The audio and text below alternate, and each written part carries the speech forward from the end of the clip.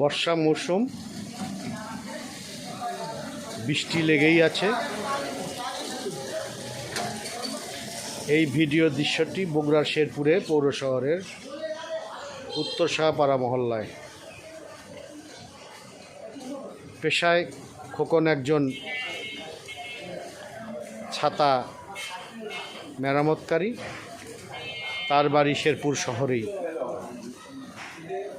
শহরের বিভিন্ন মহল্লায় তিনি পুরাতন ছাতা মেরামত করে দিয়ে থাকেন।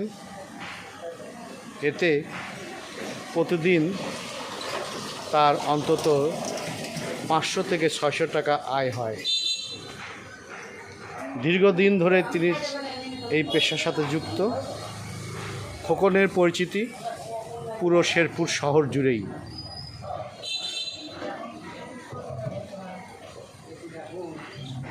এখান থেকে যে জীবিকা আয় করেন তা দিয়ে তার সংসার চলে। এছাড়া অন্য আর কি ধরনের পেশায় তিনি যুক্ত আছেন তাহা নয় একটু তার সাথে কথা বলে জেনে যাই। আচ্ছা খোকন, এই প্রতিদিন আয় কত এই ছাতা মেরামত করে? ওই 300-400, ঠিক নাই, 500-600 হয়। এর মধ্যে আবার অন্য কাজও করা লাগে। অন্য কি কাজ করেন? এই ব্রাশ টাশ বিক্রি করি, আবার ওই মলম টলম বিক্রি করি, এগুলা মানি ব্যাগ, হেডফোন এগুলা বিক্রি করে থাকি। আবার ওই এদের যখন শেষ হয়ে যায় তখন আবার ওই কাজ শুরু করে দিই, মানে ওটা হকারি করে থাকি।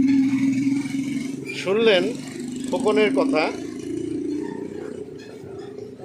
তিনি এই বর্ষার সময় তার ব্যাপক পরিচিতি।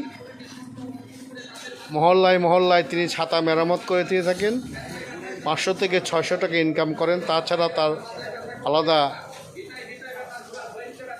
ইনকাম রয়েছে। তিনি মানিব্যাগ, মোবাইলের ফিতা, বিভিন্ন ধরনের উপকরণ তিনি বিক্রি করেন। আচ্ছা, আপনার পরিবারের সদস্য সংখ্যা কত? আমার পরিবারের সংখ্যা তাও 4 জন বর্তমান। আপনার ছেলে মেয়ে?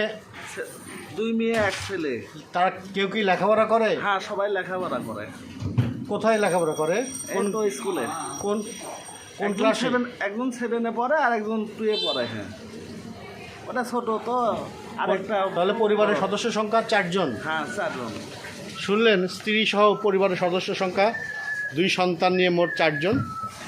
এখান থেকে যে আয় করেন সেই আয় দিয়েই চলে তার সংসার। তার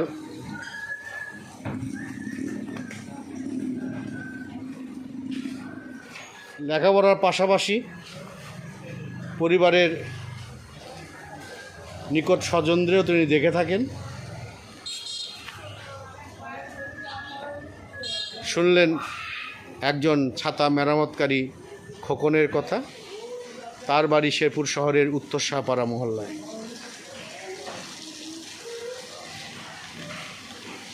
আজ এ পর্যন্তই। আগামীকাল আবার দেখা হবে অন্য কোথাও, অন্য কোনো বিষয় নিয়ে। সকলের জন্য রইল শুভকামনা।